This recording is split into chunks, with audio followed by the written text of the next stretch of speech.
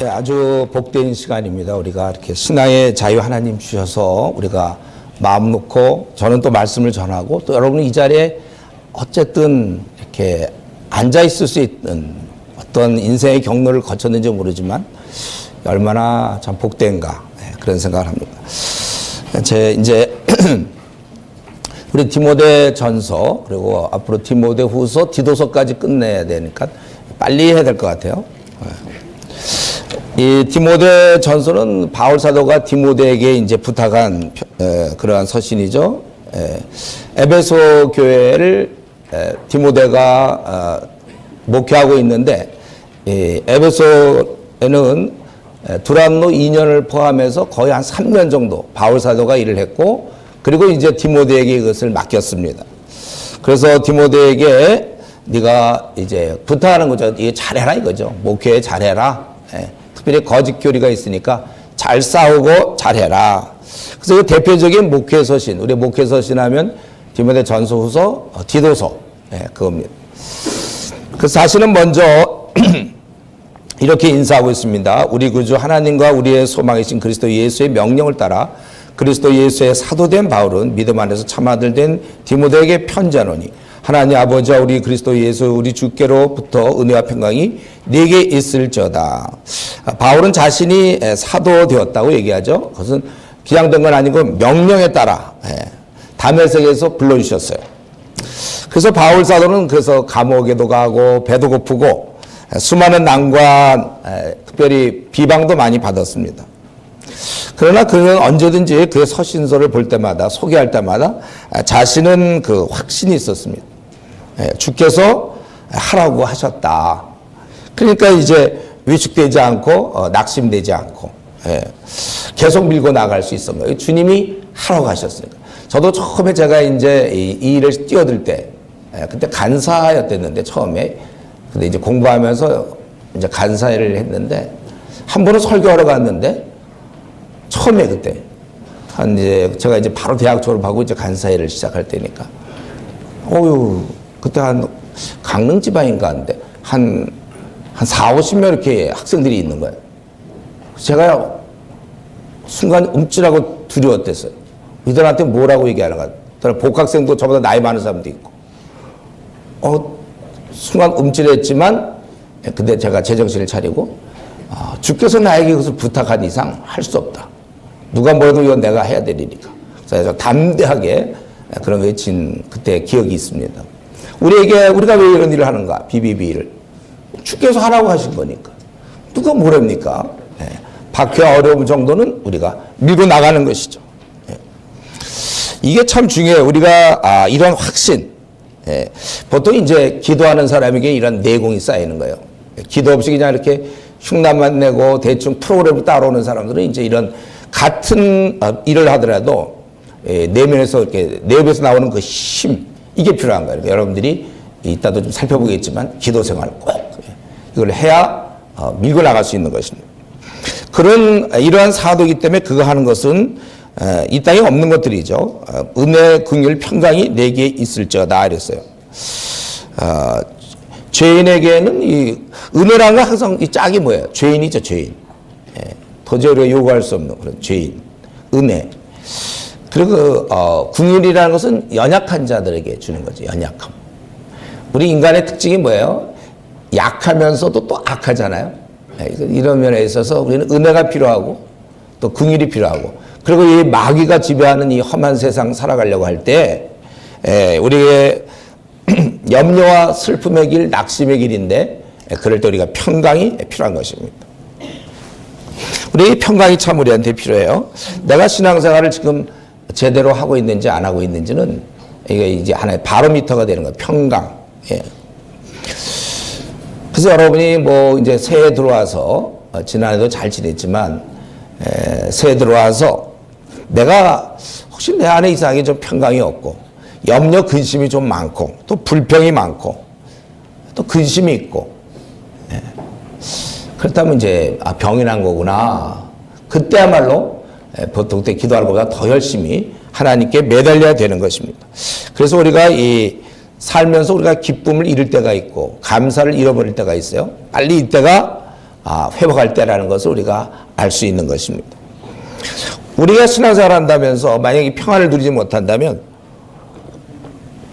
우리가 회사 다니면서 그 월급 받지 못하는 거하고 똑같은 거죠. 예수 믿을 때 우리가 물론 고난을 당하고 뭐 어려움을 당할 수 있지만 그래도 돈도 없을 수 있어요. 뭐 오해도 많이 받을 수 있지만 그런 마음의 평안은 있어야 돼요. 여러분. 다 갖고 계시죠? 네. 없는 사람들은 기도 좀 많이 하세요. 기도. 그렇게 생기는 거예요. 이제 바울 사도는 디모데에게 먼저 1장에서는 두 가지를 하라고 그러죠. 거기 3절에 보면은 다른 교훈을 자꾸 가르치는데 가르치지 못하게 하고, 그리고 두 번째로는 네가 가르쳐라. 거기에 3절부터 쭉 다른 교훈을 하지 못하게 하고 18절 너는 이러한 내가 전에 너를 지도한 예를 따라 그 교훈을 명함으로써 내가 이 교훈으로서 명하노니 전에 너를 지도한 예를 따라 그것으로 선한 싸움을 싸워라. 그러니까 지금 1장에서 바울 사도는 디모데에게 야, 너 이제 목회를 하는데 좀 거짓된 것들 이런 가르침을 좀 막아내면서 우리 거를 자꾸 전하라. 그게 이제 1장의 내용입니다. 거짓 교인의 특징은 뭐예요? 그것은 자꾸 변론만 하게 된다는 거예요. 4절에 보면 괜히 신화와 끝없는 족보에, 그래서 이런 것은 하나님의 경륜의 이름보다 시간만 뺏기고 변론을 얘기하는 것입니다. 정말 그가 참된 교훈을 배웠다면 그 열매로 참된 교훈, 그것은 결국 하나님으로부터 배우는 것이고 주님께 배우는 거기 때문에 그는 이제 사랑의 모습으로 나와야 된다는 거예요. 원래 그 교훈의 목적은 5절에 있는 것처럼 우리에게 이렇게 참된 교훈을 주시는 것은 우리가 이 땅에서 영생을 얻는 건 당연하고 살면서도 이렇게 이제는 주님처럼 우리가 사랑의 사람으로 바뀌는 것입니다.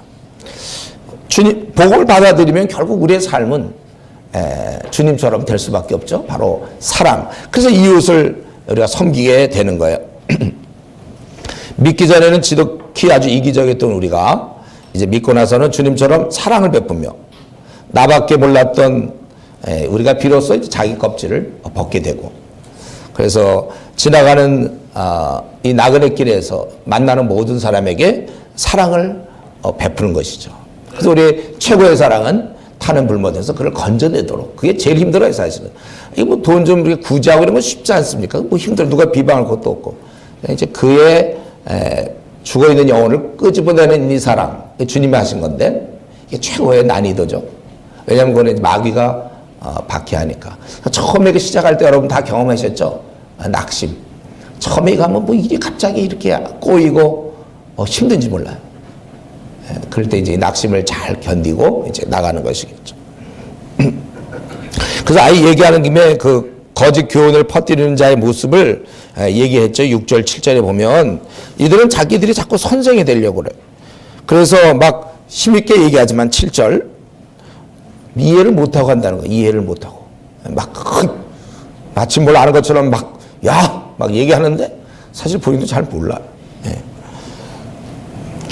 그래서 자기들이 그러니까 이쪽 저쪽에서 얘기 들은 거 가지고 자기들이 원하는 교훈을 만든 것입니다. 그래서 바울 사도는 이들이 지금 율법을 가지고 율법의 선생이 되려고 하는데 원래 아주 중요한 것이 있어요. 율법은 원래 그 선한 거예요. 좋은 거예요. 근데 알 것은 9절에 율법을 왜 주셨는가? 이 부분이 이제 많은 사람이 착각하는 부분이고 모태신앙들도 이제 이런 부분 착각하는 거죠. 이것은 의로운 사람 때문에 준 게 아니라 죄인들을 위해서, 즉 아주 좀 죄인들을 좀 바로잡기 위해서 준 것이다. 이 대상이 그거라는 거예요. 그러니까 사실 우리랑은 지금 사실은 맞지 않는 것이죠. 우리는 지금 이제 영을 따라 움직이는 사람들이에요. 주의 가르침 따라서. 이 율법을 지켜서 의인되는 것이라고 가르친단 말이에요. 이게 잘못된 거예요. 율법을 지켜서 의인될 수는 없다고 그랬어요. 의인은 없나니 하나도 없고, 로마서 7장 4절에도 율법으로는 죄를 깨닫는 것이다. 3장 20절에도 로마서 죄를 깨닫는 거라고 되어 있죠. 율법은 죄를 알려주는 것이지 그것 자체가 우리를 의롭게 만들 수가 없다. 이거. 그래서 그 대상이 여기 얘기 있는 것처럼 주로 불법한 자. 불법이라는 것은 율법을 지키지 않는, 율법을 인정하지 않는 사람이죠. 복종하지 않는 자, 또 경건치 않는 자들, 예. 또 아버지 어머니를 죽이는 자, 살인. 그러니까 아버지 어머니 이것은 결국 5계명을 지키지 않는 거죠.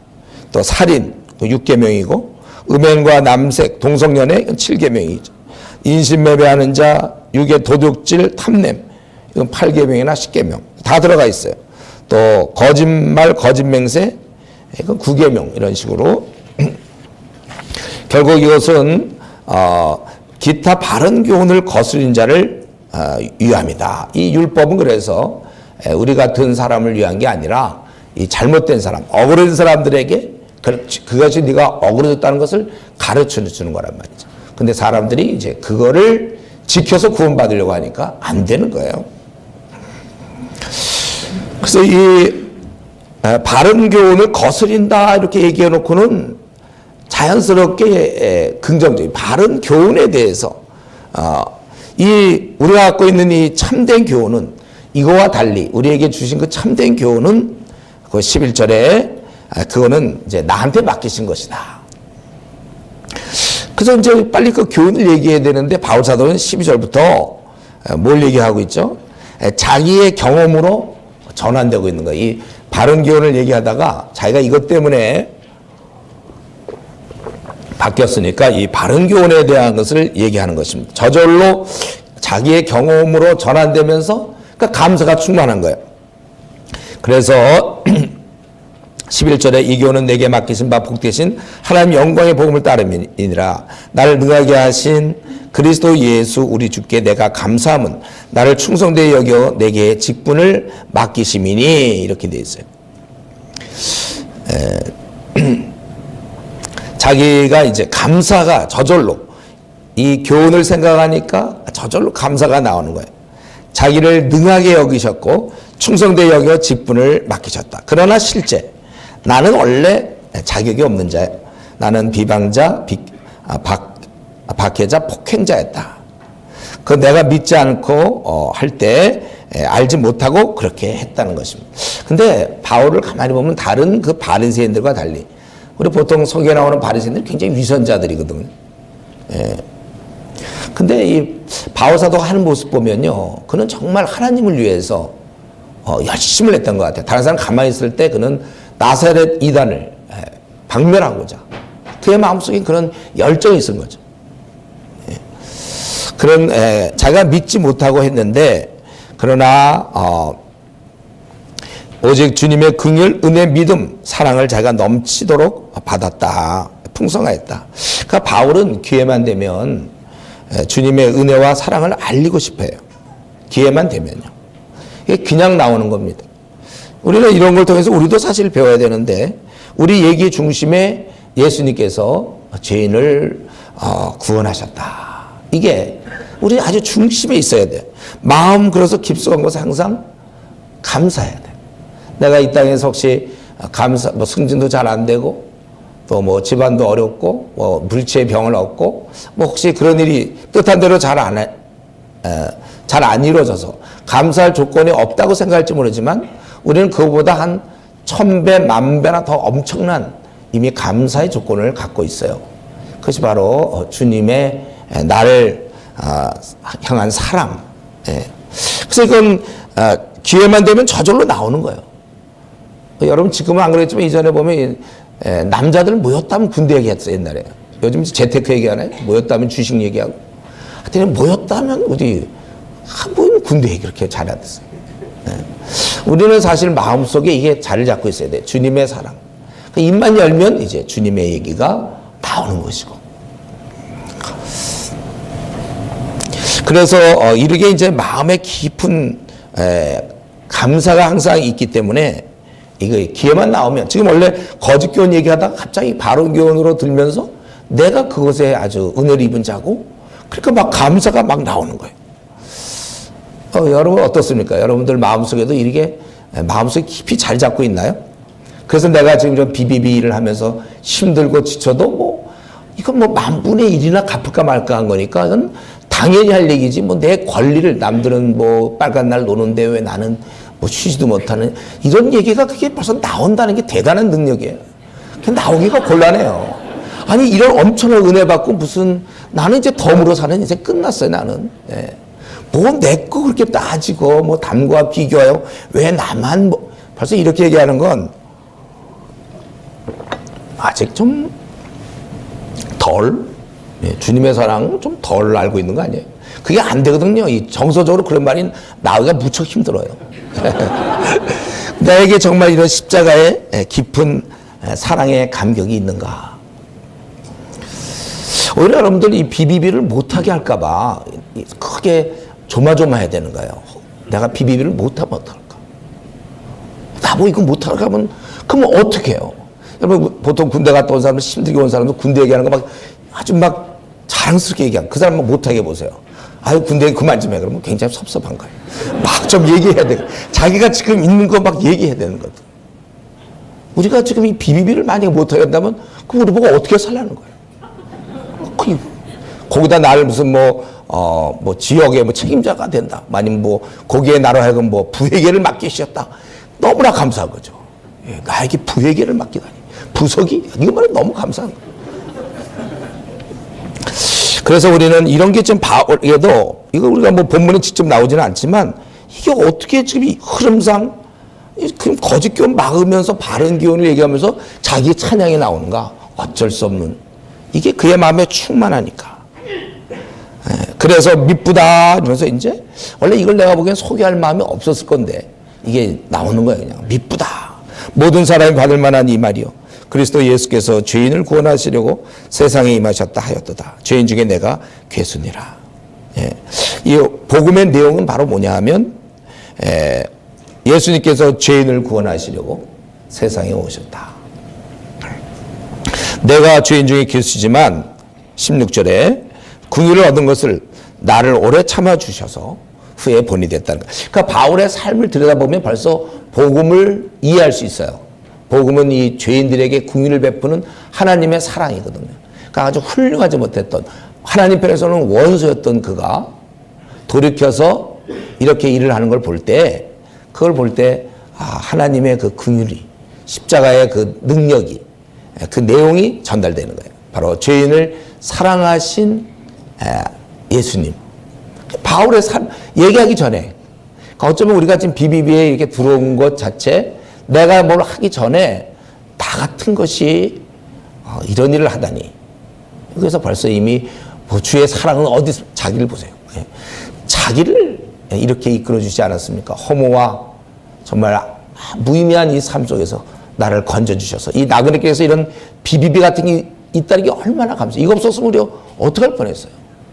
이거가 있어서 내가 걸려들어서 내가 지금 이렇게 할 수 있다. 이것만 해도 저도 마찬가지. 제가 목사가 될 거라고 생각 못 했거든요. 그러니까 목사가 제가 된 것 자체가 사실은 될 수 없는 사람이 된 거. 확실히 하나님, 주님은 긍휼이 풍성하신 분이시다. 나 같은 것을. 예. 그래서 후에 본이 된다고. 후에 주를 믿어 영생 얻는 자들에게 본이 되게 하려 하심이라. 그래서 그분을 찬양하자. 그래서 원래 믿고 난 다음에 우리가 할 일은 투덜댐이 아니고 찬양이. 물론 이 땅에서 벌어지는 일이 안 풀리는 거, 결혼이 잘 안 되는 거, 혹은 직장에 승진이 안 되는 거, 좀 건강하지 못한 것, 집을 아직 장만하지 못한 것, 또 자녀들이 별로 영재 기운이 없는 거, 한 몇 가지 해봐야 10가지 내용. 요 정도 갖고 내가 왜 주님은 이럴 수가 없죠 우리는요. 예. 우리 그냥 찬양. 그것 때문에 투덜대기에는 너무 큰 걸 얻었어요. 예. 내가 예를 들면 100억을 얻었는데 저 사람한테 100억인데 그 사람이 10,000원짜리를 다른 사람 누구한테 줬다고 왜 나한테 10,000원 안 주냐고 막 투덜거릴 수가 없잖아요. 이미 100억을 얻었는데 내가 이렇게 얻어놓고 하나님은 사랑이실까 과연 이렇게 그렇게 좀 너무 어이가 없음. 예, 어이가 없어요. 그건 좀 어이가 없는 거잖아요. 그리고 여러분 때때로 주님 나는 사랑하는 걸 못 느끼겠다 이런 사람들이 있는데 그걸 어떻게 느껴요 여러분? 그거는 십자가를 묵상하는 거예요. 그러니까 그 말은 무슨 말이냐? 십자가를 묵상 안 하고 있다는 거예요. 사랑은 여기 있는 그 십자가에 있는 거예요 여러분. 그 사건이면 되죠. 부모님이 나를 사랑하는지 안 하는지. 내가 타는 집에서 죽게 됐는데 어머님이 날 구하다가 장애인이 됐다. 그러고 나서부터 엄마가 나를 사랑하는 안 하는 뭐 자꾸 뭐 무슨 날 뭐 먹을 걸 잘해주냐 안 해주냐 뭐 이런 거 갖고 자꾸 따지면 됩니까? 이미 벌써 그걸로 끝난 거 아니에요. 어머님은 나를 사랑한다. 그거 우리가 그렇게 생각해야 되는 거죠.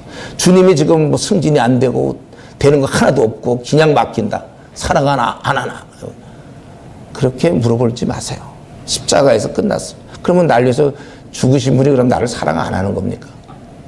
그렇게 돼요? 계산이? 앞으로 뭐 사랑을 느낀다 안 느낀다 이런 좀 감성적인 차원 얘기는 물론 믿은 지 이제 한 아직 3년 미만들은 아직도 해도 좋아요. 그러나 이제 3년 정도 지났으면 이제는 체면이 있잖아요, 우리가. 뭐 그런 얘기를 아직도 뭐 하필 왜 나에게 뭐 이런 얘기를 하든가.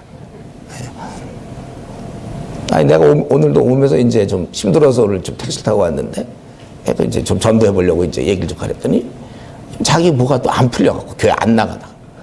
그래서 지금 뭐 다시 나가기로 하고 또 이제 이런 얘기 하더라. 하나님께 이렇게 이미 부름 받았어. 이제 구원을 받았으면 그걸로 끝이지. 뭐 또 뭐가 안 풀리고 뭐 답답하고 뭐 이래가지고 또 안 나가고. 아주 어린아이 신앙이죠. 이제 사실은 그 앞부분은 원래 바울사도가 원래 지금 하려는 흐름은 아니에요. 근데 옳은 교훈, 바른 교훈으로 하니까 그 핵심이 죄인을 구원하시는 이게 핵심이거든요. 그러니까 자기는 제3자가 될 수가 없는 거예요. 그 얘기를 하는 순간 나 같은 걸 이렇게 구원하시다니 엄청나고. 그래서 이제 한참 얘기하고 다시 아들 디모데야. 그러고서 이제 18절에 얘기하는 것이죠.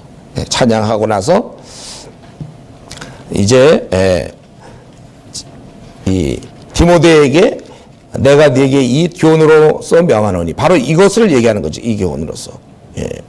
그래서 전에 너를 지도한 예언을 따라 그것으로 선한 싸움을 싸우라. 앞에서 얘기하던 것 또한 이 진리의 말씀 죄인이 예수님께 돌아오는 것을 계속해서 너는 그것을 퍼뜨리라 그거예요.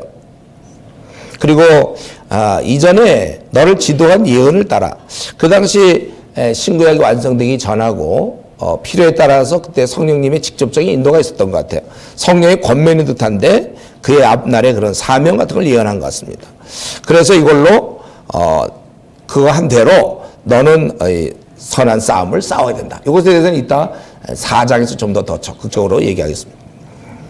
싸우되 19절 믿음과 착한 양심을 가지라. 이 두 가지가 중요해요. 이건 저와 여러분 오늘도 마찬가지입니다. 우리는 이 두 가지가 항상 이 두 가지를 가지고 회사에서도 싸워야 되는데 두 가지 뭐죠?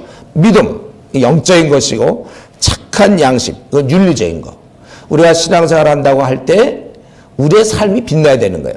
오늘날 요즘 보니까 뭐 기독교를 무슨 멍멍도교 뭐 이런 거 있잖아요. 멍멍도교다 뭐 이렇게 이제 안 믿는 사람들이 그래요. 그 왜 그러나 보니까 성도들의 그런 삶이 별로 좋지 않아서 물론 그들은 잘해도 욕을 우리를 하게 돼 있어요. 원래 우리 편이 아니니까. 그 주님이 그렇게 말씀하셨어요. 그런데 잘해도 욕 먹을 텐데 못 해보세요. 얼마나 그 흥이 나겠습니까? 그냥 막 떡하면 멍멍 도교야 막 이렇게 나오는 거죠. 우리는 이 착한 양심이 안 되면 싸울 수가 없습니다. 더구나 우리가 늘 뭐 같이 늘 24시간 혹은 회사에서 하루 종일 같이 있는 사람들한테 뭐 며칠은 몰라도 한 달, 두 달, 1년, 2년 다 드러나는 거예요. 이게 드러날 때 우리가 이 착한 양심, 윤리적으로 우월함 이게 있어야 된다는 것이죠.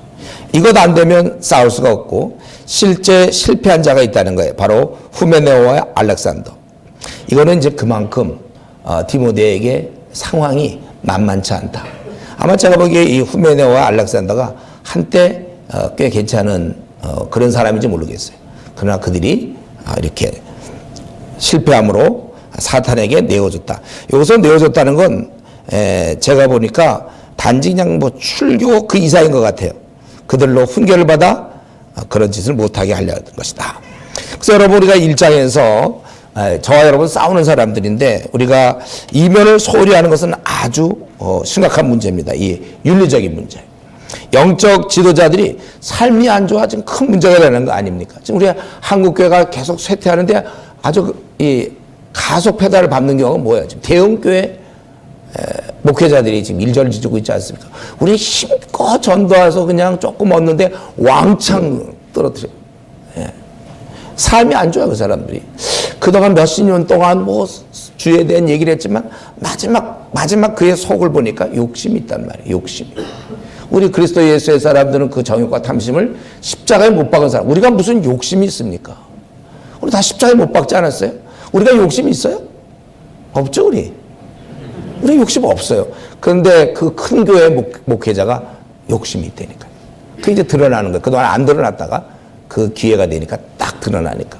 지금 얼마나 요구도 먹고 있습니까? 막 이 교세가 줄어드는 소리가 막 들려요. 예. 믿음은 있다고 하는데 착한 양심이 없는 사람. 그러니까 거짓말하는 거지. 여러분들이 직장에서 가장 눈에 띄는 건 이 거짓말의 그 마귀의 속성 아닙니까? 너희 아비 마귀에게서 났나니. 그런 거짓말하는 자. 거짓말. 그래서 보통 우리 성도들은 거짓말을 안 하는데, 근데 약간 이제 반거짓말 하는 경우가 있다. 반거짓말. 요게 무서운 거예요. 요게 반거짓말.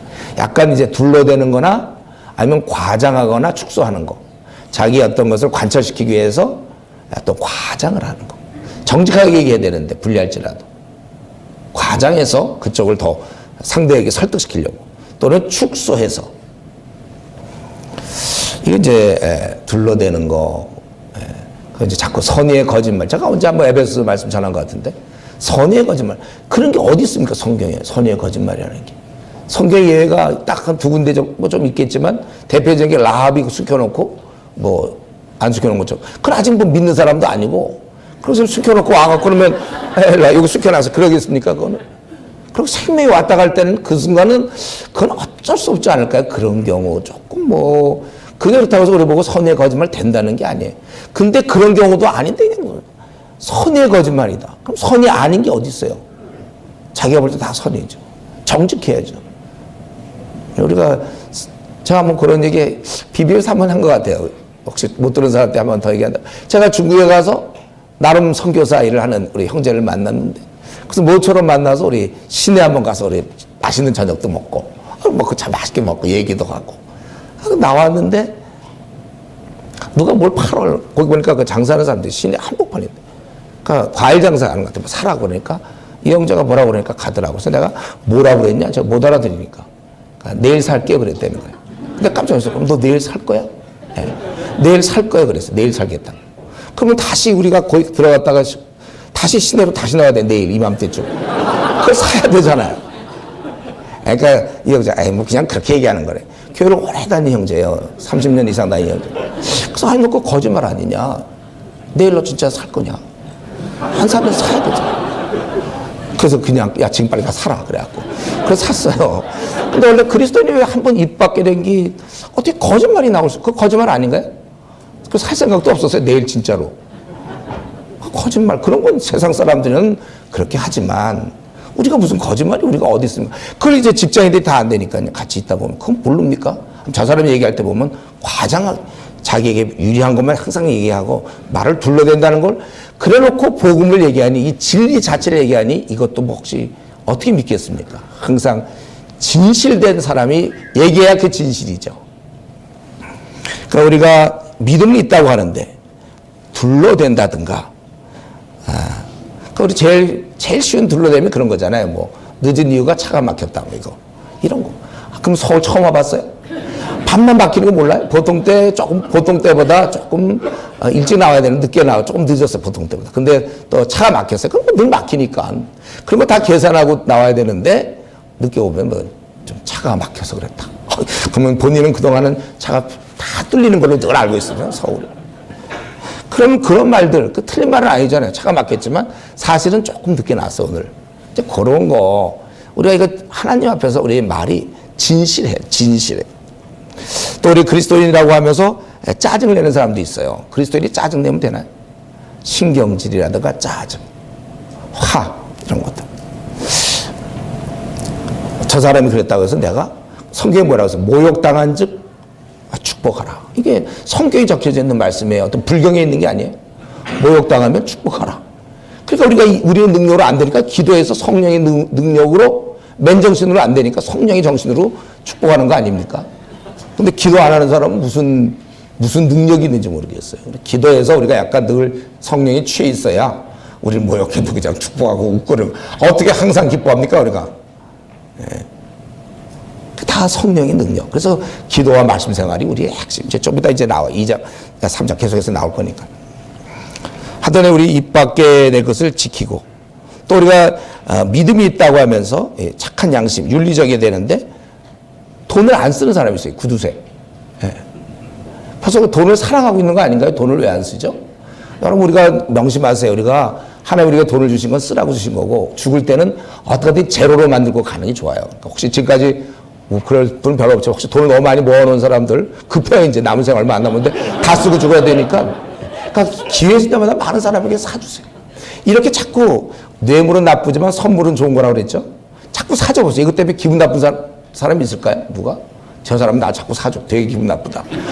그럴 사람 없으니까 우리가 복음이 귀한 걸 전하면서 복음에 비교하면 뭐 10만 분의 1도 안 되는 건 안 해주고 이건 100%해야죠. 그래서 내가 2번 샀으니까 이제 이 사람 살 차례가 아니라 또 사야지 이런 생각. 또 사주고 자꾸 사주고. 사준 거 기억도 하지 마세요. 돈이 있는 한 계속 사주고. 그렇게 돈도 평소에 안 쓰던 사람이 복음 전하면 마음이 다치는 거예요. 친척들에게도 뭐 교회에서 뭐 전도 무슨 뭐 날이 있다. 전도 집회가 있다. 사람 데리고 오라니까 데리고 올 사람 없으니까 친척한테 연락해서 친척은 넉넉하지 않은데 그런데 이제 그런 경우에 평소에 하나도 뭐 그 등록금 한번 대준 적 없다가 그때 나오라 그러면 나오겠습니까? 친척이. 감사합니다. 혹시 저것 좀 돌려주시겠어요? 저것 좀 돌려주실래요? 제가 목이. 제가 들으면서 목이 아프다. 잘 들리네. 그래서 친척이 그러면 그때 나오겠냔 말이에요. 평소에 돈을 막 쓰세요. 물 쓰듯. 우리가 자신에 대해서는 우리가 절약하고 절제하고 되도록 검소하게 살아야 되지만 남을 위해서는 어차피 주님이 남을 위해 살라고 그랬으니까.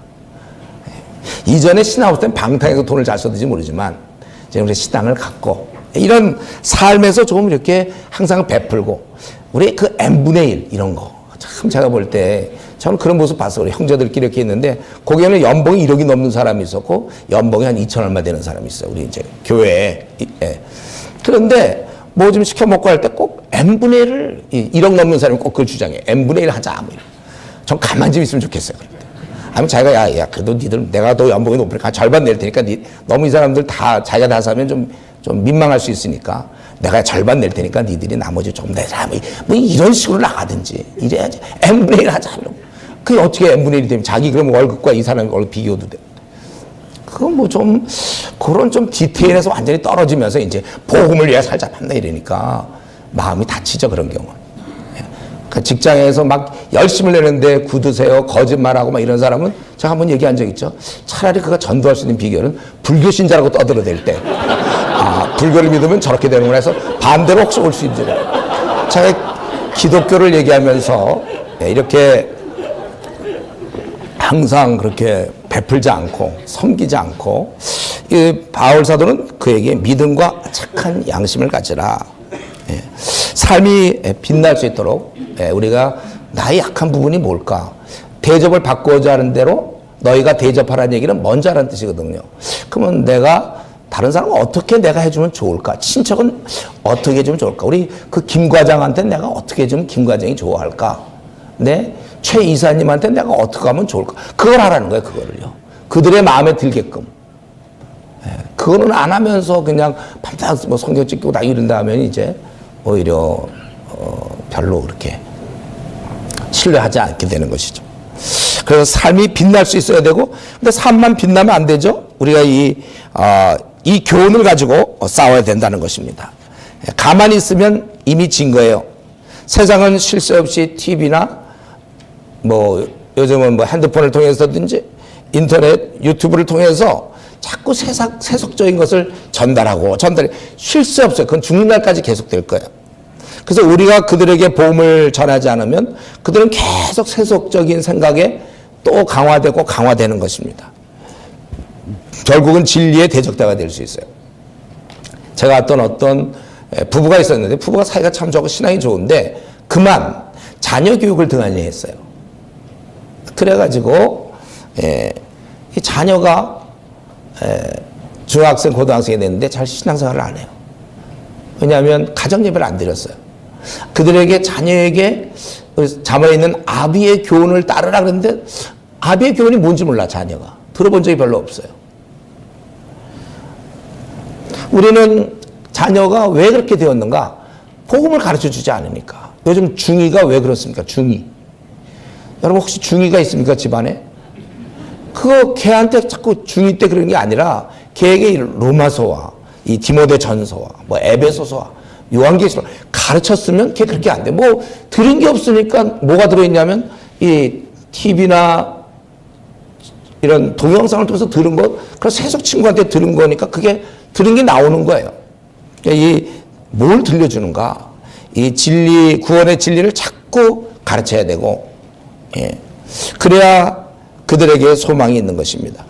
가르침의 싸움이고, 우리가 가만히 있으면 가만히 있을수록 그냥 거짓 가르침을 굳이 가르칠 필요 없어. 세상은 온통 거짓 세속적이기 때문에 가만히 있으면 저절로 배우는 거고, 부지런히 우리가 가르쳐줘야 그 사람들이 돌아온다는 거예요. 이러면서 우리 BBB가 너무 중요해요. 우리 캠퍼스에서는 이제 선교단체들이 아주 중요한 역할을 했고, 졸업이후에는 이런 BBB 같은 모임이 아주 중요한 것입니다.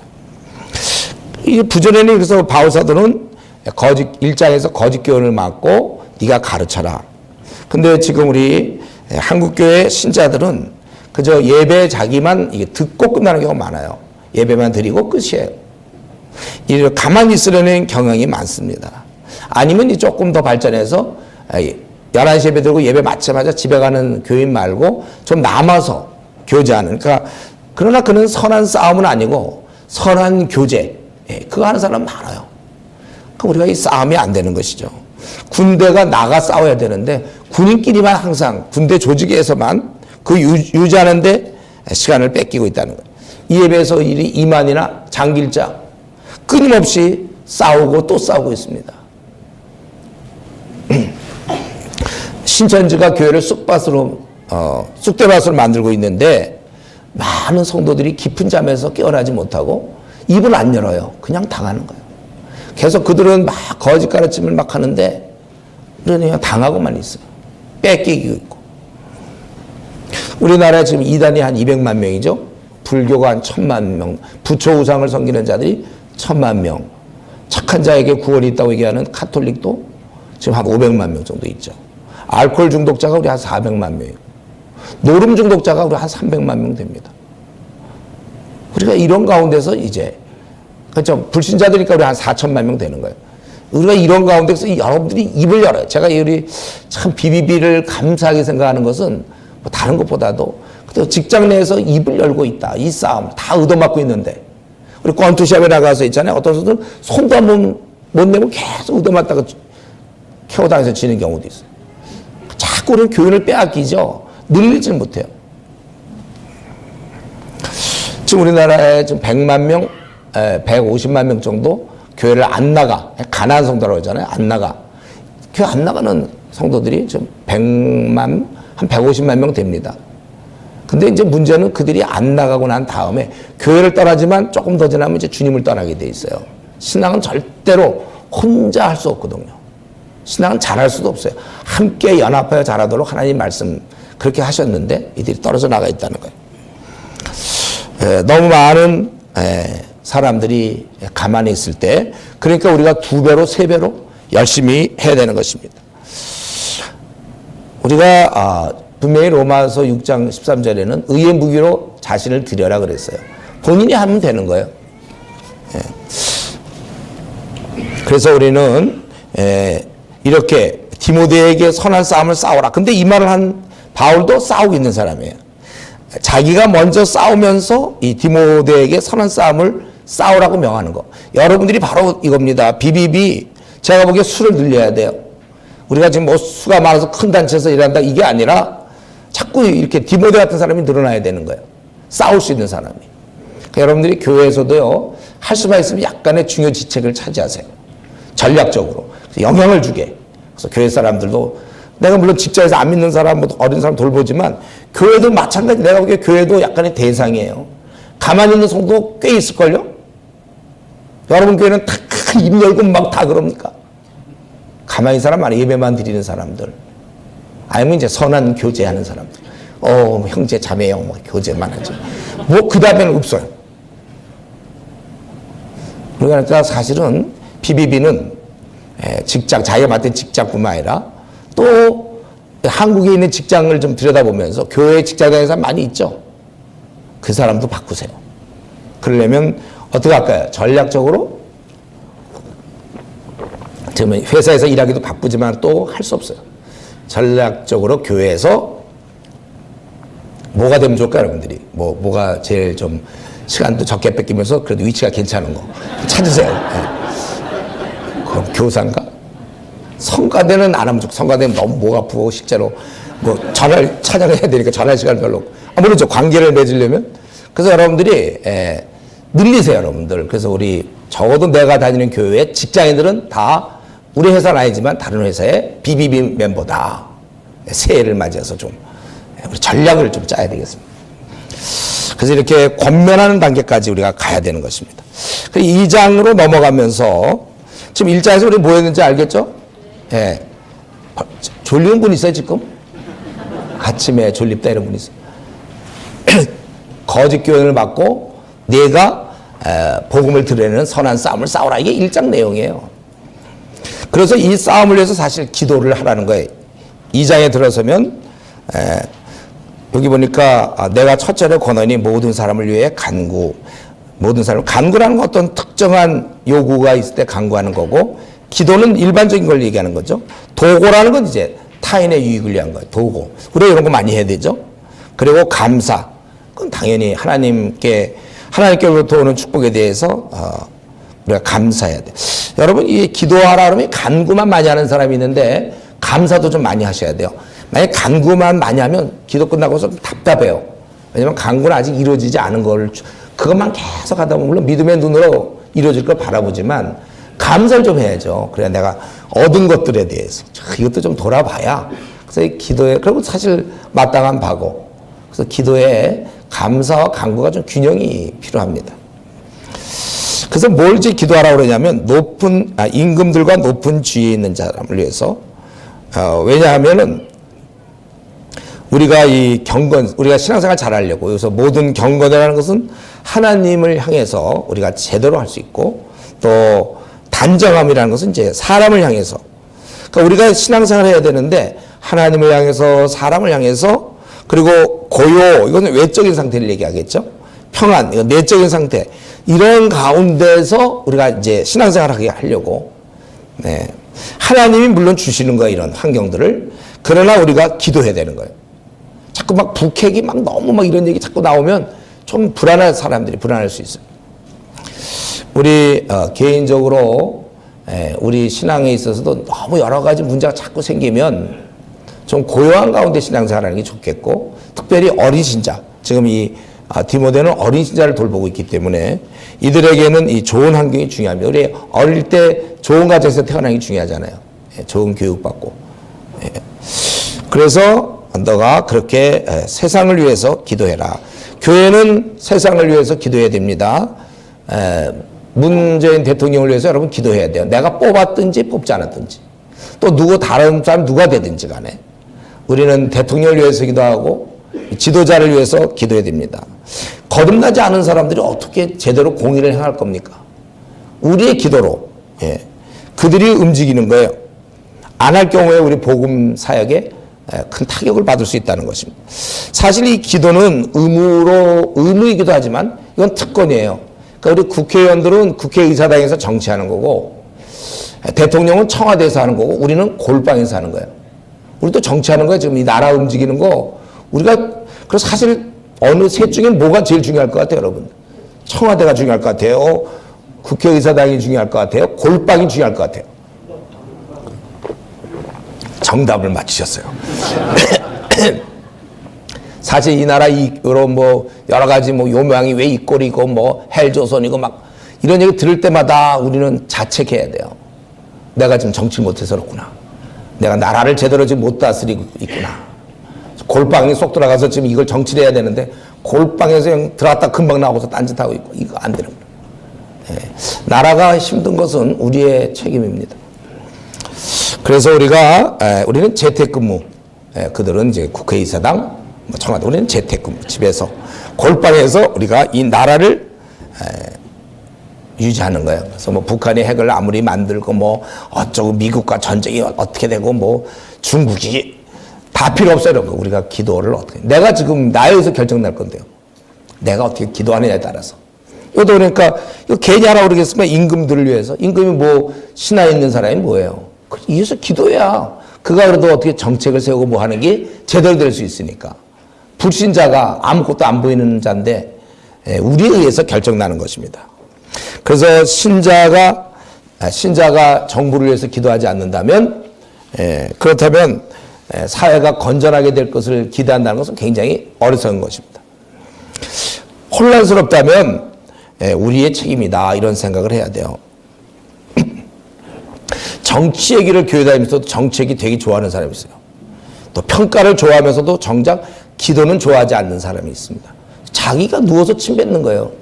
정치가 어쩌고 저쩌고 얘기하는 것은 내가 지금 정치하고 있는 건데, 내 기도에 의해서 결정을 할 건데, 우리가 이런 면에 있어서 많이 애를 써야 되는 것입니다. 왜 우리가 이렇게 기도해야 되냐면, 거기에 3절에 이것이 우리 구주 하나님 앞에 선하고 받으시면, 하나님이 이걸 기뻐하고 환영해, 우리의 이런 기도를. 왜요? 4절에 있는 것처럼 모든 자가 구원을 받고 진리하는 데 이르기를 원하는 거예요. 근데 혼란스럽고 무질서하고 막 전쟁 나고 그러면 이게 참 어렵잖아요. 저도 제 경험에 80년대 그 막 민주화 투쟁할 때, 제가 그때 캠퍼스 간사로 있었거든요. 그때 막 이쪽 학교 가면 체류탄, 저쪽 학교 가서 체류탄 맨날 울고 그랬어요, 저는요. 그리고 성역 공부하자면 사람들이 안 해. 지금 뭐 이때 무슨 성역 공부하냐. 저는 이럴수록 더 하자, 이런 주장이었는데. 그냥 울기만 하고 참 그때 힘들었던 생각 나는데, 이게 환경이라는 게 중요합니다. 이런 면에 있어서 우리 주님께서, 하나님께서는 모든 사람이 구원을 받기를 원해요. 그래서 우리가 좀 이렇게 외부적 환경이 너무 힘들지 않게, 우리 IMF 막 이런 거 겪을 때 참 성경 공부하고 이러기 쉽지 않거든요. 지금도 막 여러 어려움이 있을 때 우리가 기도해야 되는 것입니다. 그래서 하나님이 이걸 원하시기 때문에 5절에 예수님을 주신 것이고, 또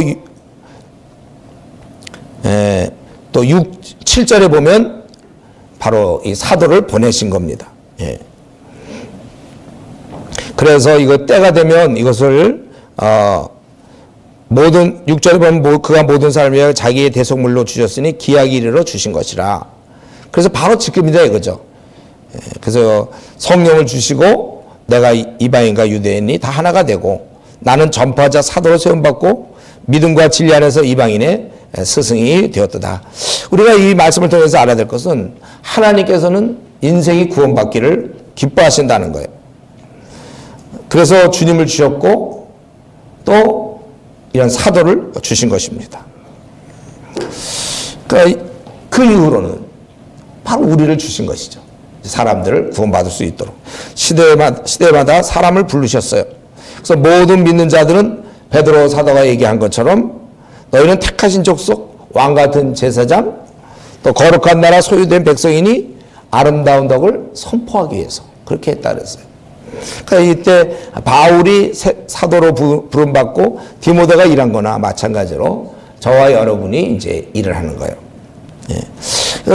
할 뜻은 굉장히 분명하죠. 우리 모두가 구원받기를 원했다는 것이고, 여기에 이제 이 뜻에 내가 부름받아서 이 일을 한다. 이러한 하나님의 의도를 알았기 때문에, 그러므로 8절 실제 그 남자들이 기도하기를 바란다. 예.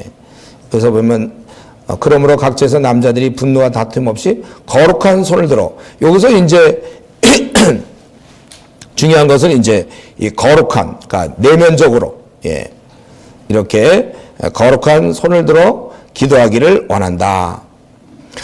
그러면 우리가 기도할 때 태도가 성경에는 어떻게 되어 있습니까? 이렇게 서서 기도하는 경우가 있죠. 서서 기도하는 경우. 예, 또 손을 펼쳐서 하는 기도. 또 고개를 숙여서 기도하는 것도 있고, 또 눈을 하늘을 향해서 들고서 하는 경우가 있어요. 또 무릎을 꿇고 하는 경우도 있습니다. 또 얼굴을 땅에 대고 엎드려 기도하는 것도 있어요. 기도 형태는 굉장히 많아요. 그러나 다 이것은 굉장히 경건한 태도인데 요즘 이제 서양에서 그런 흐름이 들어가는지 몰라도 이게 팔짱을 끼고 기도하는 사람이 있어요. 팔짱. 네. 아니, 어떤 사람이 뒷짐지고 그냥 편하다. 뒷짐지기도 하는 사람들. 또 허리에 손을 얹고 기도하는 사람들. 주머니에 손 놓고 또 기도하는 사람들. 주머니에. 뭐 마음이 중요하지 뭐 이런 게 중요하냐. 얼굴을 또 괴고 기도하는 사람들. 또 다리를 꼬고 기도하는 사람도 있어요. 다리를 꼬고 또 팔짱까지 끼면서 이러고 기도하는 사람도 있어요. 여러분, 외적 자세가 내적 마음에 영향을 줘요. 그래서 그렇게 기도하는 거와 다 무릎을 꿇고 다 기도하는 거 얼마나 차이가 나는지 몰라요. 저는 기도할 때 이러고 기도할 때 디스크 때문에 어쩔 수가 없어요. 그래서 이러고 이제 주여. 여러분도 어떻게 기도하는지 모르지만 우리가 좀 자기가 생각할 때 제일 경건한 걸로 이런 외적 자세가 아주 중요한 거거든요. 좀 팔짱을 끼고는 좀 안 했으면 좋겠어요. 주머니에 손 놓거나 다리 꼬고 좀 기도 안 했으면 좋겠어요. 네. 제가 너무 보수적인가요?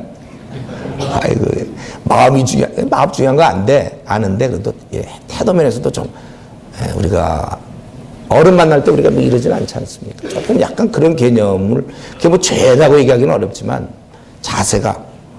그래서 여기, 남자들이 분노와 다투면서 거룩한 손을 들어 기도하기를 원한다. 거룩한 손을 들어 기도하기를 원한다.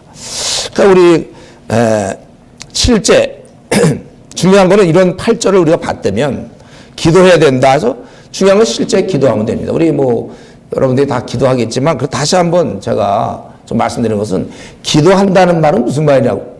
기도한다는 말은 기도 시간이 있다는 말이에요. 이렇게 얘기하는 사람 우리 주위에서 듣게 돼요. 아침에 일어나서 잠깐 기도하고 자기 전에 잠깐 기도한다. 그거는 기도하는 게 아니에요. 그거는요. 그게 무슨 기도입니까? 그런 게. 아침에 잠깐 하고 자기 전에 잠깐 기도하고 아침에 벌써 잠깐 머리 숙이면 벌써 아침에 해야 될 일이 막 떠오르고 자기 전에는 또 하루 종일 있었던 일들 또 뭐 졸려요. 그때는. 우리가 그렇게 하면 안 돼. 학생은 공부하는 시간이 이렇게 학교를 가거나 직장인은 직장에 그 시간이 있는 것처럼. 그래 기도한다 할 때는 자기 기도 시간이 있는 거예요. 그래서 내가 아침 뭐 7시부터 8시까지 기도한다든가 밤에 뭐 10시에서 11시까지 뭐 기도한다든가 이걸 기도한다고 얘기하는 거예요. 우리 다니엘도 이런 기도 시간이 있었죠. 다니엘도 뭐 아침에 잠깐 기도하고 자기 전에 잠깐 기도했으면 뭐 비방 들을 것도 없었을 거예요. 고소당할 것도 없었고 그가 시간을 정하여 3번. 여러분들 하루에 뭐 3번 해도 좋아요. 뭐 5번도 좋고 기도 시간을 정해요. 최소한 여러분이 뭐 하루에 한 번이라도 좀 정확한 기도 시간을 그걸 사수해야 됩니다. 이 아마추어가 이제 보통 기도의 아마추어가 아침에 잠깐 기도하고 자기 전에 잠깐 기도하고 그럼 뭘 기도하는지 모르겠어요. 그러면 그 기도가 이렇게 쓱 벌써 눈만 감으면 벌써 탁 깊이 들어갑니까? 뭐 버퍼링 시간이 있는 거 비슷하게 딱 기도한다면 그때 좀 묵상이 필요하잖아요. 그리고 이제 실제 말하게 되는 건 뭐 한 10분 뒤부터 할 수도 있고 5분 뒤부터 할 수 있는데 우리가 몇 시부터 몇 시까지 어디에서 기도하느냐 이게 이제 기도하는 사람이고 여기에 이제 기도 수첩까지 있어야 우리의 기억력을 믿으면 안 돼. 내가 기도할 사람들 또 여러분의 회사에 뭐 직원이 뭐 30명이다면 30명 명단 놓고 기도해야 될 것이고 또 교회에서 지금 직장 다니면서도 비비비 안 들어온 사람들 명단 따로 적어서 아직 안 들어온 사람들 명단 어떠한 전략을 기도 중에 있잖아요. 막 글을 왜 기도하거든 막 아이디어가 떠올라. 이 사람을 어떻게 만나야 되겠다 막 이러고 그러니까 기도 시간이 길 수밖에 없어요.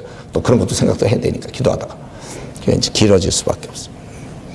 그래서 우리 이런 일들을 생각하면서 하나님 모든 자가 구원받기를 원하니까 너희들 기도하라. 네. 그러면 이제 여자는 뭘 하는가? 지금 이제 목회하고 있거든요.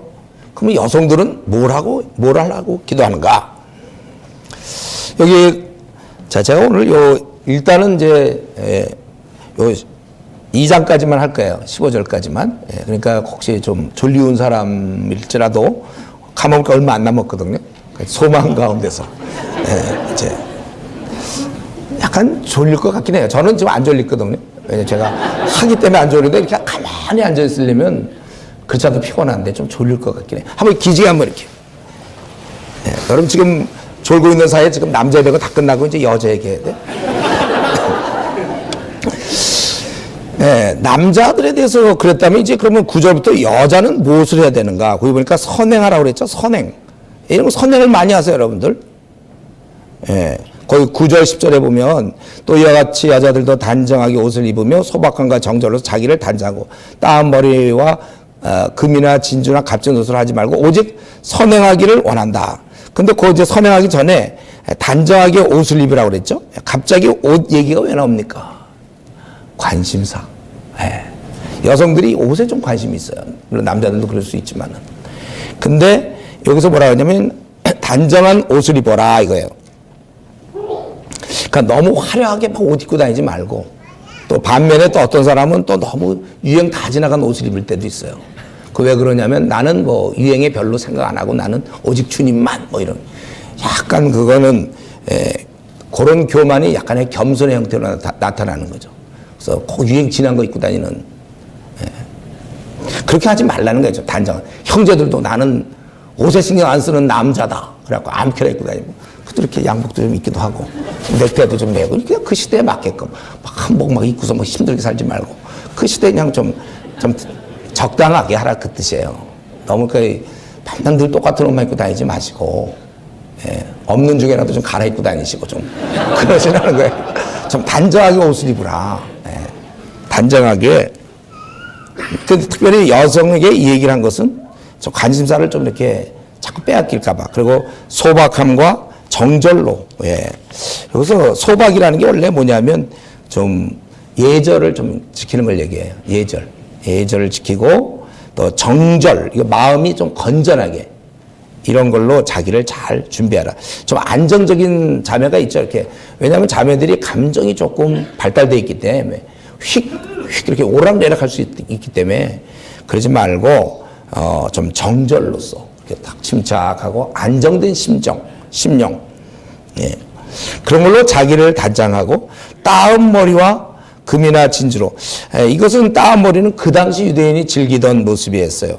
이것은 이를 또 고정시키기 위해서 이런 보석이나 상아 또는 은으로 만든 핀 등을 사용했다고 그래요. 이렇게 뭐 알아본 그런 걸 이제 조사해 보니까 그런 거였다는 거예요. 그래서 이 당시 따은 머리는 흔히 어떤 삶의 수준을 나타내는 건데, 또 금, 진주, 값진 옷 이런 걸로 하지 말고, 옷 문제보다 관심이 지금 선행에 갈 수 있도록. 그래서 우리 베드로 사도도 이런 얘기했죠.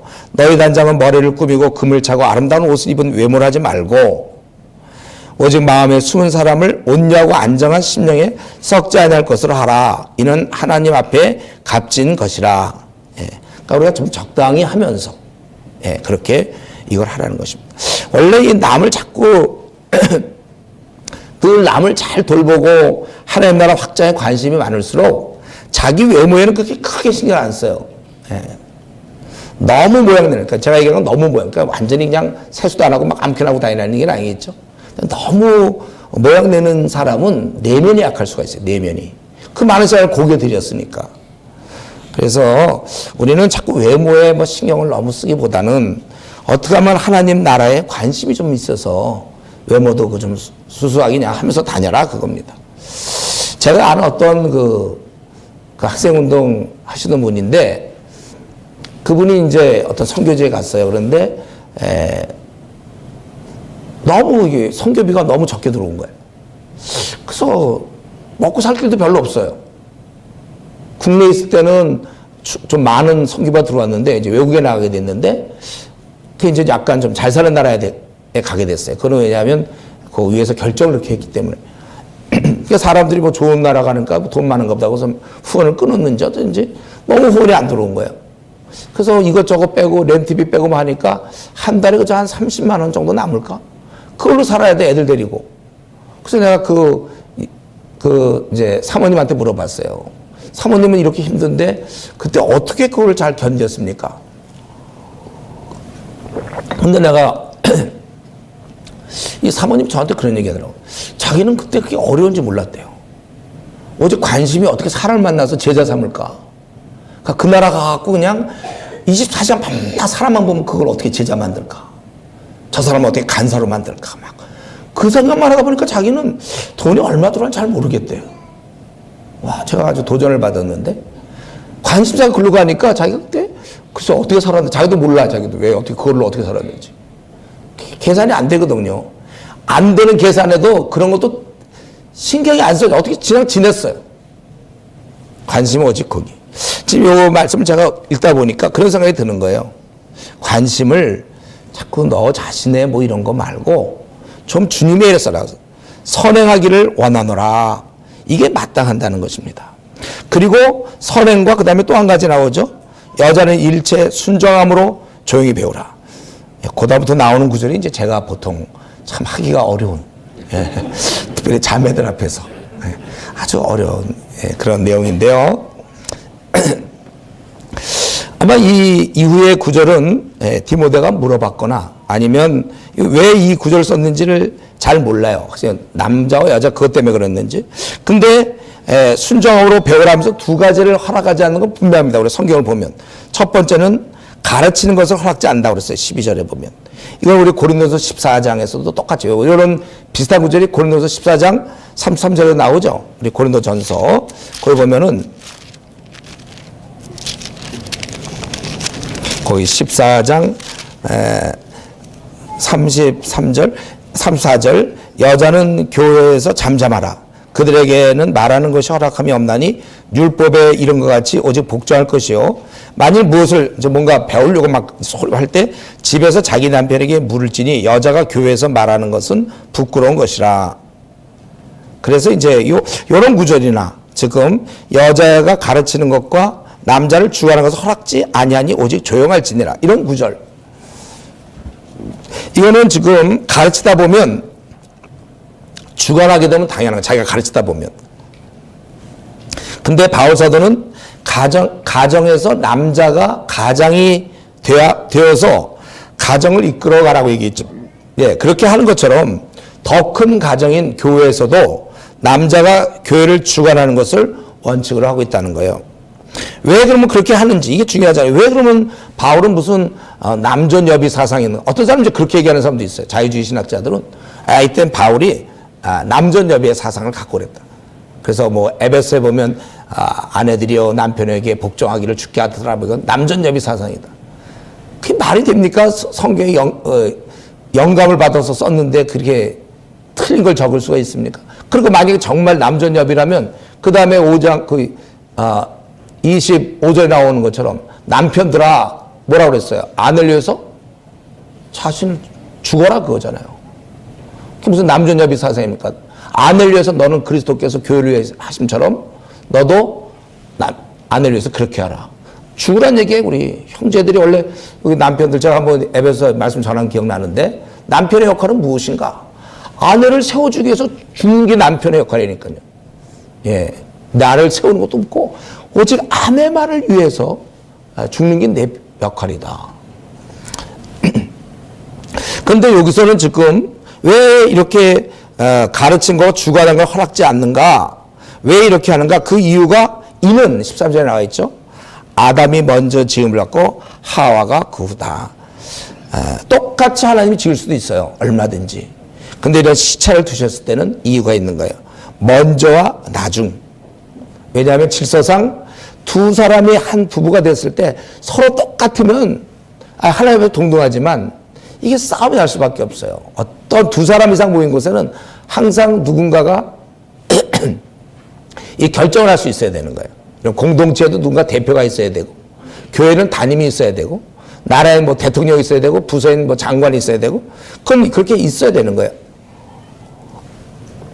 최소한의 공동체, 집에는 누가 주도권이 있는가? 남편에게 주신 거예요. 제가 우리 딸과 아들을 키울 때 누나 동생이었어요. 그래서 이 남자애가 누나한테 덤비고 그럴 때, 둘이 싸울 때 제가 항상 얘기했어요. 아들한테, 아들아, 너 왜 누나를 하나님 먼저 태어나게 했냐? 너 누나 말을 들어라. 누나 되라고 먼저 태어나게 한 거니까 네가 말을 잘 들어야지. 너 자꾸 덤비면 안 된다. 예, 제가 그렇게 키웠는데 여기서 보면 아담을 먼저 지었다는 것은 하나님의 질서의 의도가 있어요. 그래서 여자의 머리라고 그랬잖아요. 남자는 여자의 머리다. 우리 에베소에 있는 말씀. 여러분 이걸 인정하면 돼요. 질서상 둘이 밤낮 똑같을 수는 없어요. 질서상 이걸 두셨다. 우리가 모든 공무원이 똑같지만 질서상 이제 주민센터에서 아무래도 일하는 사람하고 대통령하고는 물론 다 똑같지만 이 어떤 질서가 있는 거잖아요. 다 나를 위해서 일하는 건 똑같아. 그러면은 마찬가지로 왜 이렇게 했는가? 창조 질서가 있고, 그리고 아주 두 번째 14절 아담이 속은 것이 아니다 이렇게 얘기했어요. 여자가 지도권을 행사했다는 거예요. 여성이. 그래서 결정적으로 죄를 지었다는 거예요. 이게 이제 아주 중요한 거죠. 예. 여성이 리더십을 발휘해 가지고 이렇게 되었다는 거예요. 이게 이제 바울 사도가 지금 얘기하는 두 가지 이유인데, 하나는 먼저 지음을 받았고, 두 번째는 여성이 리더십 행사에서 죄에 빠졌습니다. 그러므로 15절, 그래서 여성의 본질은 교회에서의 머리 역할이 아니라 가정에서 완성되는 거예요. 모성으로서. 그러니까 교회에서 자꾸 뭐 가르치고 이끌어가는 게 아니라 집에서 가르침으로, 가정을 이끌어나가고 양육을 함으로 의해서 하나님 나라 확장을 이루라는 거예요. 아주 작은 공동체지만 거기서 하나님 나라 확장을. 그래서 우리 교회를 다니지만 좀 자녀 교육이 안 돼가지고 부모는 신앙이 좋은데 자녀가 안 되는 경우도 많아요. 신앙 없는 경우가 많습니다. 그래서 이것은 해산의 수고를 통해서 이 모든 것이 이루어진다. 좀 정리해 보겠는데요. 지금 바울 사도는 확실해요. 교회를 가정으로 생각한 거예요. 그리고 질서가 있어야 된다고 믿었고, 가정에서 남편이 아내의 머리됨처럼 더 큰 가정인 교회에서는 남자가 주관하여 교회의 예배와 교육의 모든 면을 이끌어 가야 된다는 거예요. 그래서 사실 지금까지 거의 이러한 전통이 이 교회, 개신교에 쭉 내려왔고, 그래서 보통 담임 목사가 보통 남성이었습니다. 그다음 이제 점점 들어오면서 이제는 여성 목사, 안수 이제 이렇게 되는 것이죠. 우리 사실 주님도 12사도를 뽑을 때 남성들을 뽑으셨어요. 그래서 여성들은 이에 협조해서 뭐 베베 집사나 브리스길라와 아굴라처럼 자기 영역에서 열심히 일한 것입니다. 그러니까 우리 당시 에베소 교회 상황은 자세히 몰라요. 그러나 전체적 의미는 교회를 지속적으로 책임지고 이끌어가는 사역자로서 남성의 역할을 강조하고 있는 것입니다. 그리고 여성은 가정에서 완성되고, 만약 교회라면 그 담임 목사를 협조하는 범위에서는 괜찮은 것 같아요. 그래서 아까 고린도전서 14장 33절 36절도 바로 그것입니다. 교회에서 잠잠하라. 율법에 이른 것 같이 오직 복종하라. 칼빈의 입장이 바로 그것이죠. 작은 집에서 남편의 질서상의 지도하에 있는 여성은 더 큰 가정인 교회에서는 이렇게 자기가 다 모든 걸 이끌어가는 담임 목사로서 그렇게 하면 안 된다는 것입니다. 그래서 이것은 그러니까 이 칼빈이 얘기한 거와 마찬가지로 우리의 상황도 마찬가지입니다. 우리 14절에 있는 것처럼 여자의 그 리더십. 이걸 왜 지금 14절에 왜 들고 나옵니까? 아담이 속은 것이 아니라 여자가 속아 죄에 빠졌습니다. 갑자기 이 얘기를 왜 해요? 여러분, 지금 전 인류의 모습, 우리가 비비비 활동 열심히 하는 것도 마찬가지인데, 지금 전 인류가 하나님의 진노 아래 놓여 있는 가장 큰 핵심은 하와의 타락이었거든요. 이 땅에 이보다 더 심각한 문제가 어디 있으며, 사실 이것 때문에 구속사가 이루어지는 거고, 성자 하나님께서 인간의 몸을 입으시고 십자가에 죽으시고, 이 모든 것의 단초는 여성의 리더십이었다는 거예요. 제가 보기엔 그걸 지금 책망하려는 게 아니라, 이것을 통하여 왜 교회 담임 목사가, 왜 사도는 왜 남자만 합니까? 혹시 누가 물어본다면, 그것을 통하여 끊임없이 바로 이런 것 때문에 질서상 기억하기를 원했던 것 같습니다. 그래서 이것을 계속해서 생이 마치고 주님 다시 오실 때까지는 이 사건, 선악과 사건으로 모든 사람이 죄 아래 놓여 있다. 이것을 항상 기억하기를 원했던 것입니다.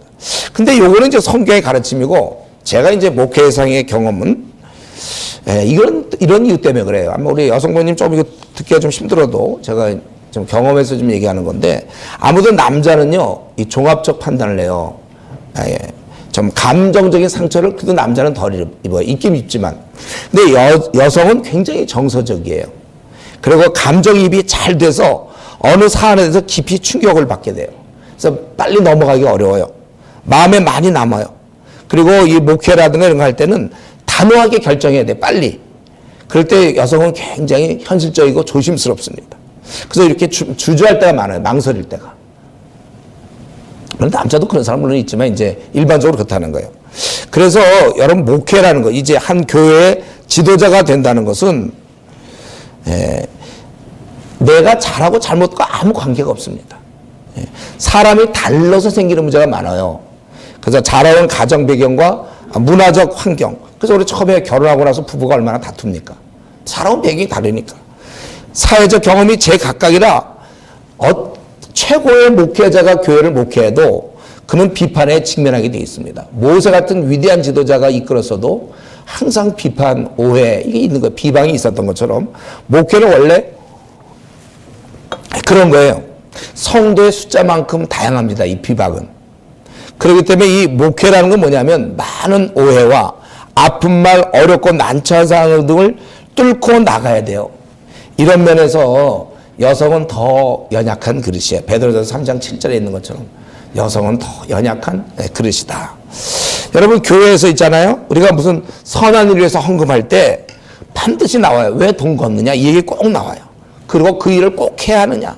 좀 다른 일 좀 하면 안 되느냐? 반드시 나옵니다. 또 그렇다고 가만히 있어 보세요. 그러면 왜 우리 교회는 아무것도 안 하느냐? 또 왜 헌금 안 거? 제가 이제 우리 교회에서 헌금 얘기 안 하거든요. 왜냐면 한국 교회가 너무 많이 하니까 상대적으로 그것 때문에 실족한 사람 많아서 차라리 나는 그냥 가난하게 지낼 망정 헌금 얘기 안 하겠다 이런 주장이고 절대로 그냥 무기명으로 뭐든지 해라 막 하고 있으면 이런 입장이니까 또 저한테 그동안 제가 들었던 얘기는 왜 헌금 얘기 안 하냐? 왜 자꾸 무기명으로 하려고 합니까? 왜 자꾸 이런 얘기 제가 들어요. 또 우리 교회는 중국을 가요. 그럼 왜 또 중국 갑니까? 왜 태국은 안 가고 왜 중국만 갑니까? 아니 실제 그래 이거예요. 그리고 또 가서 우리 힘써 전투해서 어떤 때 뭐 20명, 30명, 어떤 때 50명, 뭐 많을 때 100명도 구원해 우리가. 그렇지만 또 그거에 대해서 이렇게 많이 가는데 그것밖에 구원 못 하느냐. 뭐 효과가 있느냐 또 이런 얘기예요. 저는 이 중국 전체를 생각하면서 어느 한 지역에 가는 건 내가 숨이 안 차. 전 지역을 어떻게든지 해야 되겠다 해서 우리 지금 28개 지역에 가거든요. 28개 선교팀이. 그럼 꼭 그 얘기 있어요. 왜 여러 개를 가느냐. 한두 지역을 집중적으로 안 하고 왜 여러 군데를 가느냐. 나는 내 마음에 못 견디겠어요. 여러 군데를 가지 않으면. 또 실제적으로 왜 한두 군데만 가면 더 효과적이지 않느냐. 이런 얘기들. 또 왜 매년 가느냐는 삶이에요. 매년 가느냐. 그러니까 어떨 때 너무 갈 때서 추석에 한번 갔다가 추석 때 간다고 또 왜 꼭 추석 때 가냐. 꼭 추석 때 가냐. 근데 나한테 날짜가 없어서 그렇게 갔거든요. 그게 원래 목회입니다. 목사가 바빠서 만나주지 못하면 어떻게 생각하냐면 나를 무시한다. 특별히 이제 좀 무시를 많이 받고 자란 사람들 있잖아요. 좀 학벌이 좀 없다거나 어떤 집에서 이렇게 인정받지 못한 사람들은 열등감 많은 사람들은요. 내가 너무 바빠서 그래서 보통 목사 변했다는 얘기 많이 해요. 교회가 커지다 보면 옛날에는 자주 만날 수 있었잖아요. 뭐 10명, 20명 모일 때. 그러나 한 1000명 모일 때 아무도 확률적으로 자주 못 만나니까 목사가 변했다 이제 그러는 거죠. 자주 못 만난다. 그리고 사랑이 부족하다. 왜냐면 자기를 기준으로 하니까. 좀 그런 생각을 안 하나요? 한 1000명이 됐으면 아무도 나를 만날 시간이 좀 그리고 목사에 관심은 물론 기존 신자도 있지만 이 처음 온 사람이거든요. 이 불신자들, 어린 자들 막 고개 시간을 쏜단 말이죠. 그래서 자기 안 돌본다 그러고 또 만나서 있잖아요. 이렇게 좀 뭐 물어보잖아요. 그러면 자기를 체크한다고 그래요. 정말이에요. 제가 좀 봐서 너 콰이타임 좀 잘하냐? 기도 몇 시간씩 하냐? 뭐 이런 거 물어보면 날 체크한다. 또 간섭한다 이럽니다. 예. 또 어떤 경우 왜 나 이제 때가 됐는데 왜 조장 안 시키느냐? 왜 교사 안 시켜주느냐? 또 어떤 경우 왜 나를 하필 고조에 넣느냐? 그럼 짜다 보면 그 조에 들어가는 건데 왜 하필 고조에? 아마 이 사람은 다른 조에 넣어보세요. 그러면 왜 또 하필 고조에 넣느냐? 이런. 하여튼에 많아요. 또 설교도 말이죠. 설교 좀 하면 또 설교가 길다. 또 짧다 그러면 선의가 부족하다. 내가 기껏 먼 데서 왔는데 내가 고도로 너무 짧다. 뭐 이런 얘기 한단 말이에요.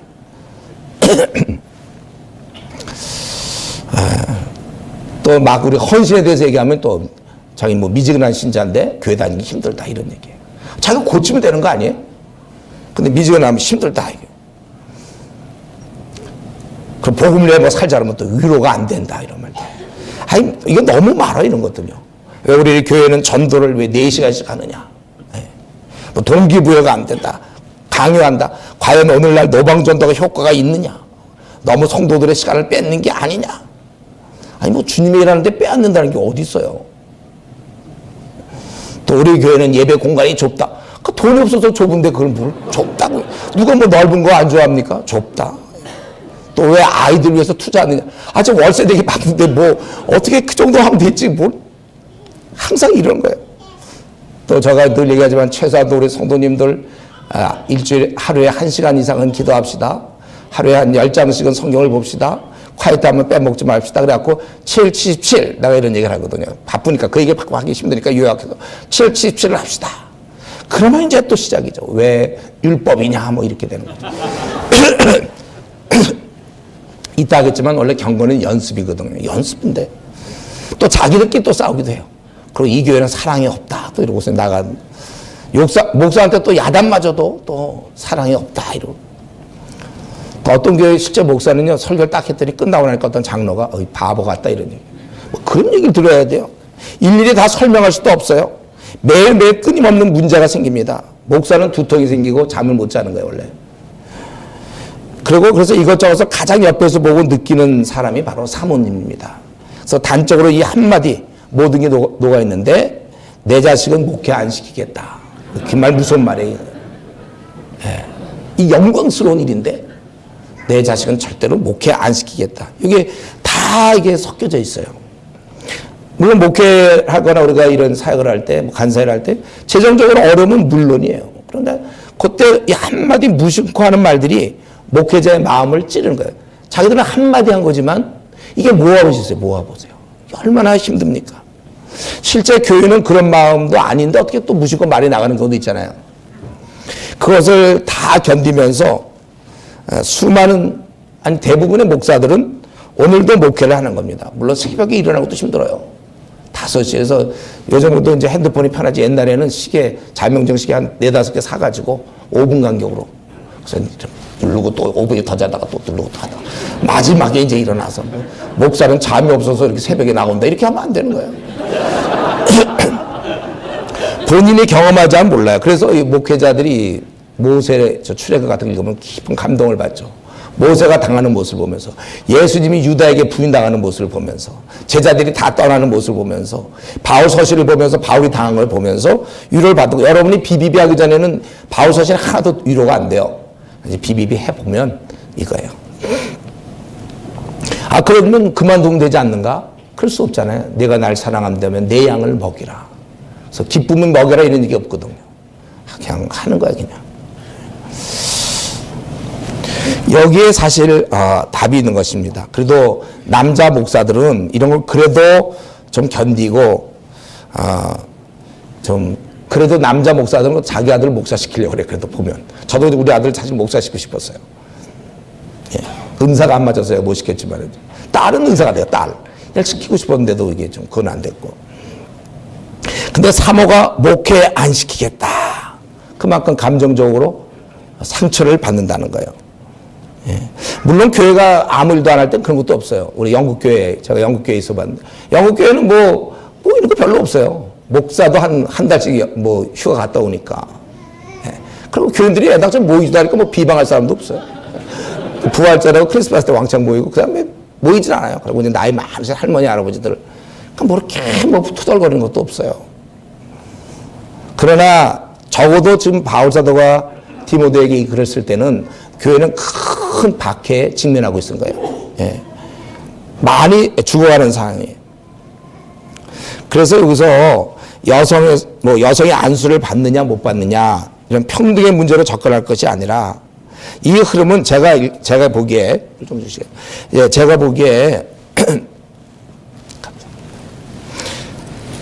이 흐름은 바울 사도가 이거예요. 사랑이 너무 넘치어서 너무나 넘치기 때문에 이 말한 거예요. 그래서 뭐냐면 자매들이요. 물론 이런 일을 할 수 있지만 정말 웬만하면 이 일에 뛰어들지 마시오. 예. 우리 딸이 자꾸 특공대 자꾸 들어가겠다 그러면 부모로서는 야, 너 그게 무슨 아들과 뭐 이렇게 뭐 편견을 가지고 차별해서 아들이 특공대 가는 건 괜찮지만 딸이 막 특공대 간다 그러면 야, 너는 안 가는 게 좋지 않겠냐. 그런 부모 마음 있지 않습니까? 저는 이걸 읽으면서 제가 목회하기 전에는 이런 마음을 몰랐어요. 근데 목회하면서 이게 사랑이구나.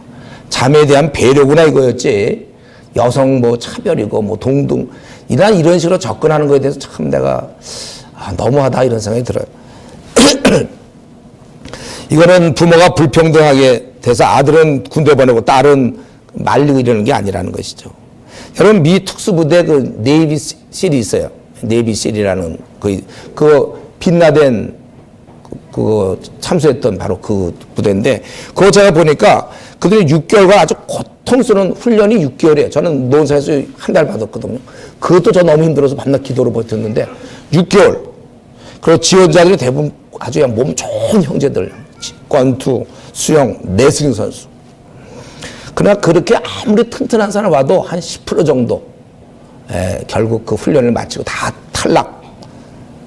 훈련 중에 막 이런 훈련도 있어요. 손발을 묶고 물속에 집어넣는 거. 그래서 50m 나와야 돼요. 와, 그 두려움, 공포. 하루에 보통 길게 자면 5시간 아니면 2시간. 그렇게 자는 거예요. 훈련 받을 때. 그리고 뭐 수중 폭파팀 막 가서 폭발물 다뤄서 폭파시켜야 돼요. 그래서 그때 목숨 걸고 빈 라덴을 사살할 수 있었고 이들이 8,900평이 몇 개 하는 줄 알아요? 하루에 기본적으로 1,500개. 저는 지금 15개도 하기 힘든데 1,500개. 그리고 기본적으로 매일 한 3km 정도는 헤엄쳐야 되고 기본 잠이 물론 적게 2시간 자게 되면 기본 평균 한 4시간 정도 자면서 그렇게 6개월 훈련 받아야 되기 때문에 많은 경우 이제 탈락하는 거죠. 이런 훈련에 이런 싸움에는 제가 보기엔 남자들이 뛰어들기 좋지 좀 여자들은 뛰어들지 않았으면 좋겠어요. 그래서 우리나라도 그러지 않습니까? 이게 지금 여성 성차별입니까? 뭐냐면 남자들은 군대 가고 여성들은 군대 안 가도록 한 거. 이것에 대해서 여성이 그만큼 사실 배려받는 거예요. 이거를 무심받는다고 화내면 뛰어드세요, 여러분들. 막 좋아요, 여러분. 그러니까 이게 지금 왜 우리 여성 목사 안수, 물론 이제 여성 목사가 돼서 그 하는 일이 담임 말고 무슨 어떤 한 파트를 돕고 이거 좋아요. 전체적인 책임질. 저는요, 가만히 있어도 무겁다니까요. 이 어깨가 가만히 있어도 무거워. 이거 경험 한번 해보세요, 하려면. 지금 내 말 이해 못해서 한번 목회 한번 해보세요. 개척교 한번 해보든지. 그냥 가만히 있어도 그냥 무거워. 항상 어깨가 무거워요. 그래서 만약에 정말 억울한 사람들 특공대 뛰어들 거면 뛰어드세요. 우리 자매들도. 그런 거는 별로 억울하게 생각 안 하면서 이건 되게 억울하게 생각하는 사람이 있어요. 내가 보기엔 그보다 더 힘든 게 목회인데. 제가 이거 정말 개척을 안 해봤으면 이런 걸 몰랐을까? 왜 이렇게 했는지. 저는 지금도 이거예요. 그러니까 뭐냐면 자매들이요. 단임 목사 하지 마세요. 이 얘기예요. 저는 우리 그 성도들 중에 누가 신학교 가겠다면 내가 잘 타일러요. 너 네 마음 알겠다. 너서 정말 도저히 못 견디면 하고 웬만하면 그냥 복음 전도자로 나가고 진짜 비비비가 얼마나 좋습니까 이거. 물론 이제 책임자가 되면 좀 책임이 있겠지만은 이거 얼마나 좋아요. 그 목회 제일 힘든 거 그거 왜 하려고 그러냐. 웬만하면 견뎌봐라. 그래서 못 견디면 그때 할 수 있으면 목회하더라도 자매들 하지 마세요. 부탁이에요. 안 하는 게 좋아요. 그 대신 이제 자매들은 정서가 많이 발달되어 있기 때문에 그래서 이제 보호 속에서 이걸 괜히 헌신하지 말라고 얘기하는 게 아니에요. 그러니까 좀 이 담임 목사의 어떤 지도하에서 이런 일을 얼마든지 주를 섬길 수 있고 우리 교회도 이 부교육자들은 짐이 가벼워요. 정말 저도 이전에 부목사로 있어본 적이 있거든요. 그때는 뭐 얼마나 편한지 몰라 이거는요. 다 교회 문제 있으면 담임 목사 역할이지 뭐 아무개 부목사 역할하는 경우 없어요. 여러분도 웬만하면 혹시 해봤어요? 불평? 담임 목사한테 하지 뭐 처음 들어온 저 부목사 때문에 그렇다 이런 게 없어요. 부목사가 제일 좋아요. 제가 보기에. 하려면 부목사 하세요. 여러분들. 목회의 뜻이 있는 분 알아요. 부목사를 하세요. 그래서 어느 한 부서 맡으면 뭐 그게 뭘 걱정하겠습니까? 야, 짐이 좀 가볍다. 정리해 본다면요. 이제 좀 잠깐 쉬도록 하겠는데 때로 우리가 좀 성경이 이해가 안 되거나 좀 불분명한 부분이 있을 수 있어요. 이럴 때 너무 힘들어할 게 아니라 이미 분명히 아는 것에 대해서 좀 순종하면 좋겠습니까? 그러니까 남성의 경우 기도하고 영혼 구원하는 거 분명하죠. 오늘 본문에서. 여성의 경우는 선행하고 순종하라는 거예요. 예.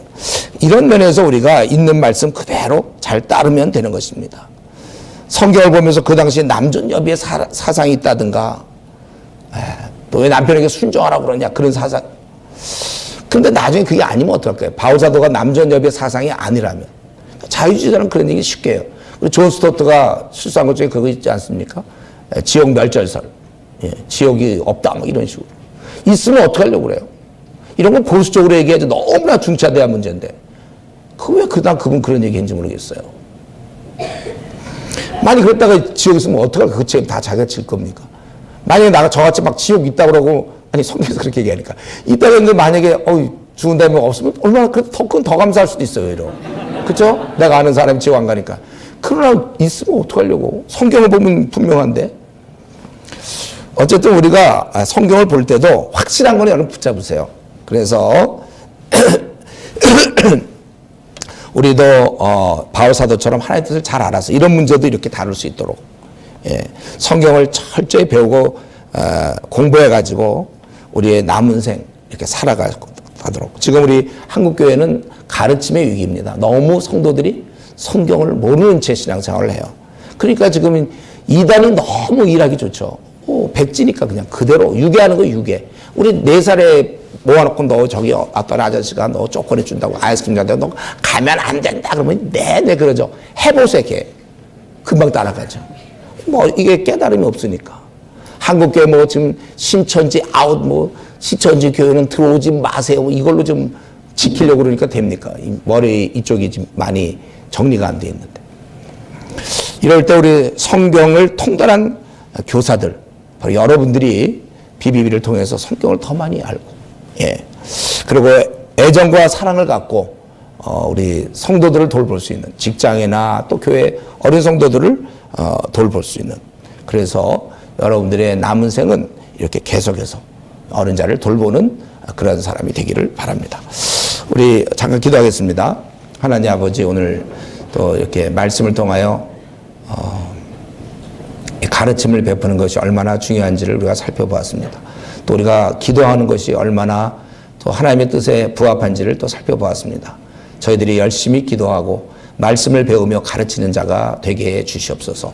감사하며 예수님 이름으로 기도드리옵나이다.